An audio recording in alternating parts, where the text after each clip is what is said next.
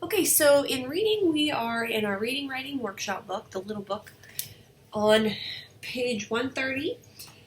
Animal homes is our featured unit. And the essential question, what are features of different animal habitats? And we know that God created the whole world and all the animals, and He made all the animals to fit in their different habitats. And it just kind of amazing when you think about all that He made and all the different animals, insects and plants and all these things that make up a habitat fit perfectly together. So, how awesome is our God? All right, I'm going to read through this with you. Hi, I'm an owl. I live in a special place in nature. I live in a forest habitat. Here's why. My feathers are the same colors as the trees. This helps me hide from predators. I can live inside this hole. My babies will be safe. So we talked about different animals that live in a forest habitat, in a forest that we would have like around here. Maybe black bears, maybe snakes, rabbits, squirrels, chipmunks, white-tailed deer, fox. All right, so those are different things. And the different plants that might be in a forest, we have different kind of forests. We have deciduous forests, which have the leaves, the trees with the leaves that fall down, like an oak tree or a maple. And then we have coniferous forests, which are like evergreen trees, like they look like Christmas trees. So different animals in different habitats is what we're going to be talking about.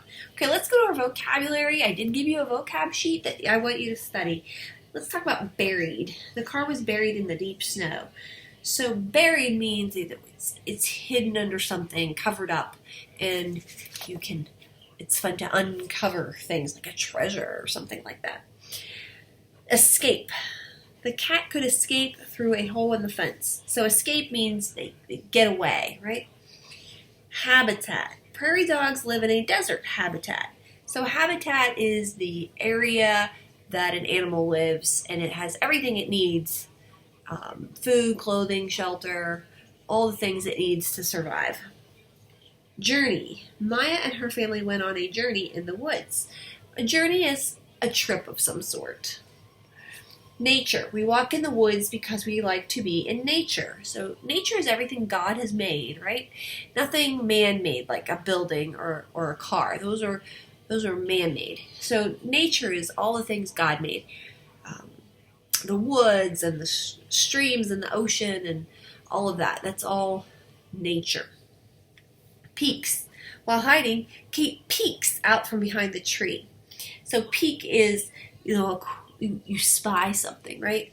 And it actually, spies is one of our words. Carlos spies an eagle in the sky. He sees something catches his eye.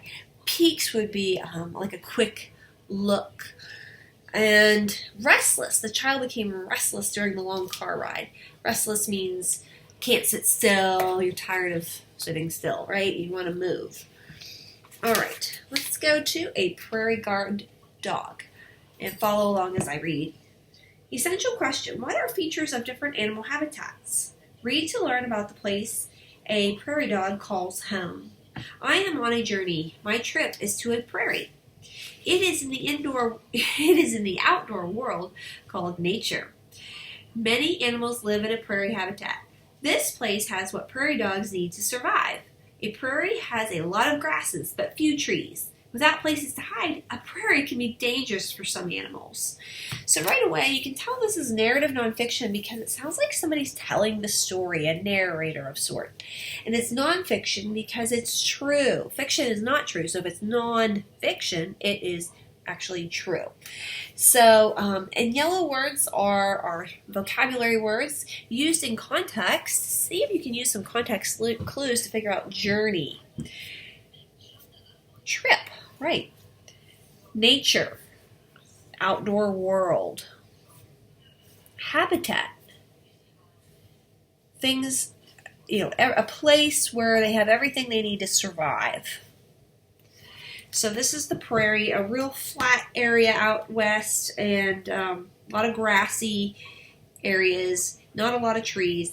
So this is a good place for a prairie dog because Well, you'll see. Good morning. It is early in the morning. First, I see a prairie dog. I name him Pete. He peeks his head out of the burrow underground. He looks around. Then Pete calls loudly to his family. Yip! He lets them know it is safe to come out. Soon 4 prairie dogs come out. Prairie dogs build underground burrows to keep themselves safe from predators. So, some other features here you see, text features are headings, like good morning, captions, real photographs, and bold words like burrow. Burrow is an underground hole area, tunneled area that these animals use as a home. And peeks is one of our vocabulary words, right? And he looks around, right? Gives a little look around. So Pete is the guard dog for the group right now, in the morning anyway. And he knows it's safe to come out, so he has a signal, yip, and the other prairie dogs know it's safe to come out. All right, next page. Pete is the guard, and he is restless. He cannot rest because he is always looking around for danger. This allows the other prairie dogs to safely munch on grasses and seeds. They can also groom each other or work on their burrow. Yep, yep. Prairie dogs can make 11 different sounds to communicate with each other. Isn't that amazing that God made the prairie dog to do that? They know all those different sounds and what they mean. It's really cool. Restless, cannot rest. There's a context clue. So he's keeping guard, and so the other animals, prairie dogs, can eat and fix the burrow up and groom and do whatever they need to do. All right, here's a scare. Uh-oh. Oh no, Pete spies a large badger. That's a badger. It's like the spelling word badge with an R, right? Badger. When he sees it, he gives a loud bark. Yap, yap. His family recognizes the warning. Some hide in tall grasses and some jump into the burrow. The badger runs at Pete, but the watchful guard is able to escape into the burrow. I'm glad he's able to get away from danger. After a few minutes, Pete peeks his head out again and he is back on the job. Badgers live on prairies and hunt prairie dogs. So he was able to escape or get away from danger. Spies. Sees something. So there's their predator. An enemy of them is the badger. And then he has a special sound he gives to tell everybody to get back in the burrow to be safe. Break time. The sun gets higher. And it is hot now. The prairie dogs slip into their deep burrow where it is cooler. Even Pete goes in. Tunnels like hallways lead to different areas. There is a sleeping room. There is a room used like a bathroom. The prairie dogs cover up roots and seeds in one room. That's like a kitchen, right? Later, they eat the buried food there. So how awesome is that? They have this little room for all their different needs and little tunnels to get from each room. So cool. Buried means covered up, right? They covered up roots and seeds. It's buried. Tunnels are like hallways. There's a boldface word using context clues. All right, second shift. I keep watching the burrow. Finally, the sun begins to set, and a different prairie dog peeks its head out. I name him Gary. Pete must be off duty. Yip, Gary calls. The other prairie dogs come back out. The prairie dogs eat and play until the moon is high in the sky. Then they go to sleep in their burrows. I wonder if Pete will be back on duty. I will see in the morning. So now Gary's on duty, and he's the guard dog. And they can eat in the evening and do what they need to do. And then they go to sleep in their burrows in the sleeping room, right? So here's a chart, another text feature of nonfiction. And the size of a prairie dog is 12 to 15 inches, which is like the size of a ruler or slightly bigger maybe. Weight, 2 to 4 pounds. Habitat, short and medium grass desert prairies. Food, roots, seeds, leaves of plants, grasses. That's what they eat. Shelter, underground burrows with many rooms. Predators, coyotes, bobcats, badgers, foxes, weasels.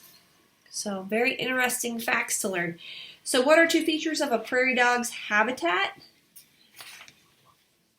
It's a prairie, right, with lots of grasses, and they can make burrows underground. What animal did the prairie dog remind you of? Reminded me of a groundhog that we have around here. All right, I'll do the other pages on another video.